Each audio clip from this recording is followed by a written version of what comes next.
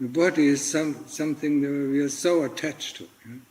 We constantly think about the body, worried about the body. Yeah? If the body gets sick, we are worried about the body. Yeah? Sometimes if we get really sick, we think we die. Yeah? And 3 or 4 days later, or maybe a week later, we are back again, and we don't think about that. Yeah? So the body is constantly there. Yeah? And the body with the six senses. Yeah? The senses of seeing and hearing, touching, smelling, tasting, and thinking. Yeah? This is where we are attached to. And we can't let go of it. We come out of samadhi and we want something. And it's always concerned with the body. Yeah? Or concerned with the senses. We want this, yeah. We look at this, we look at that, we hear this, or we talk, yeah. It's always about the senses, it's always about the body. So the most important thing for us to investigate is this body. Yeah? Break it up, huh? Put it down, and put it in front of you, and take a knife, and cut it up in bits and pieces, and look, what is the body? Yeah? Where's the body? Which part of the body is the body? It's so important. So important to do it, to get some sort of detachment. It will take years, or maybe even decades, to get rid of the body, or to get rid of the attachment to the body.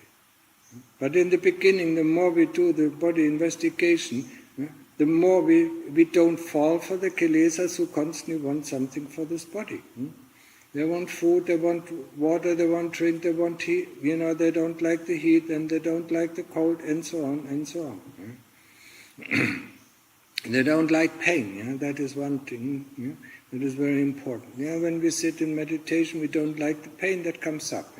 So we get up from meditation and do something else. Then we try to sit again, and then the pain comes again, and then we get up again.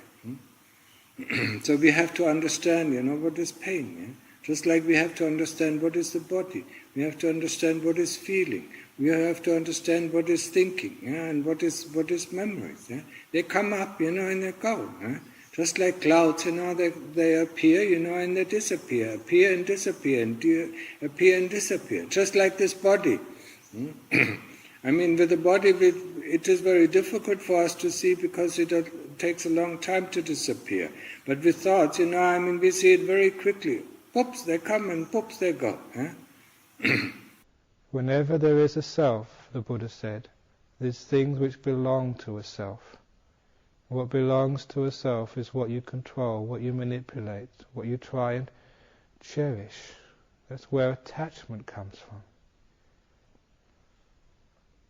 And when there's things belonging to a self, there'll be control, there'll be work, there'll be doing. You start to see that the illusion of a self, taking yourself to be something, creates the doer. This thing which creates craving and attachment, which creates will, which controls what one thinks belongs to you. When Ajahn Chah says there's nothing, it means there's nothing to protect, nothing to do, nothing to control. Control freaks create so much suffering in the world, whether they're in head of a family, head of a business, head of a terrorist organization, head of a country, or head of a body and a mind. The control freak inside of you. Where does that doer, that control freak, come from? It comes from taking something to be yours. Something which you think you should control. That it's your business to control. That it's your right to control. That's why when people take the body to be a self, then they go and take it to the gym, they make it healthy, they take it to the beauty parlour, they take it to the hairdressers, they wash it, they preen it, they make it look nice, because this is important, this is me, self-image.